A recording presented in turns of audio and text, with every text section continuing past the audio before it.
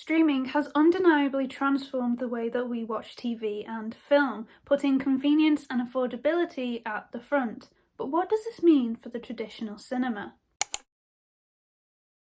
The beauty of cinema is that it's always been a place of a shared experience. You're able to go with your family, your friends, a date, and relax, cry, laugh together, and enjoy what you're watching. The appeal of it is that you don't just get to watch a film, a brand new film that's come out, but you also get to do it with company, with just even random strangers. You get to feed off the energy of each other as you're all enjoying this film. I, like many of you, I'm sure, have such fond memories of going to the cinema and just watching a good film with treats and just being surrounded by the people who you care about the most. But as time has gone on, our tastes have changed, our situations have changed, and therefore how we watch things has had to change with it. So let's now have a look at the rise of streaming.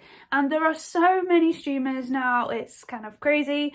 So Netflix is obviously one of the first at least, and one of the biggest. We have Amazon Prime, we have Hulu, we have Peacock, we have Disney Plus.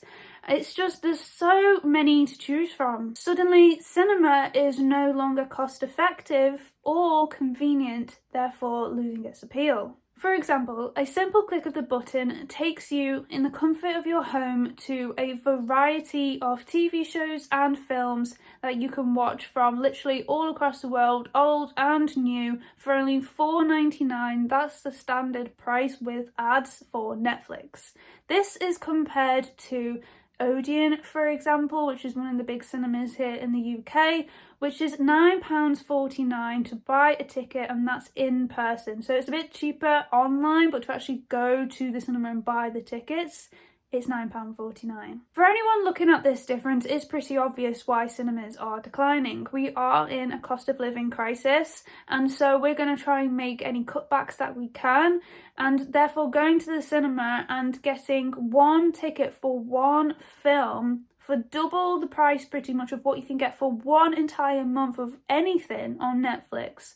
It's pretty obvious. Also, our tastes are changing, and evidence has shown that people are actually more interested now in TV shows and TV series rather than films, which is obviously what cinema provides. It doesn't provide TV shows. So it's leaving out an entire segment there that people are interested in and even becoming more interested in. Looking at this, it does now seem that the only pull that the cinema has is being able to watch a new film more quickly. If we look at the attendance for cinemas, there was a decline pre-pandemic, but obviously 2020 caused a massive drop that cinemas are obviously struggling to regain their strength with. This has obviously caused a bit of a lack in funds, and as we looked at in my previous video, reboots, remakes and sequels, which you can watch up here somewhere, it shows that studios are becoming more risk averse, and because of this loss of money, they are making things that aren't really exactly pulling people in anymore. This then becomes like a whole cycle, a whole circle of like, people can't afford it, therefore they can't make the money,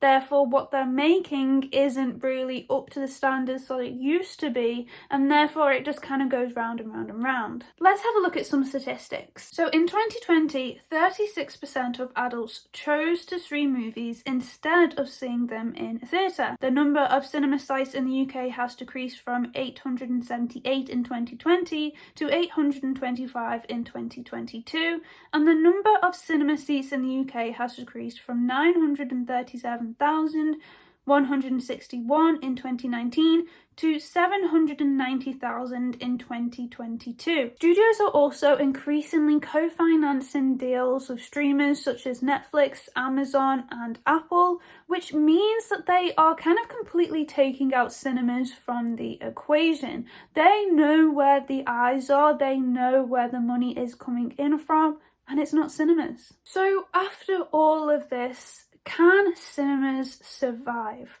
And the answer to this seems quite possibly yes, they actually could. And that might seem a bit like, what? After what we've all just looked at. But there are things that the cinemas can do that can bring more people in and can bring in that money in that they are trying to do right now.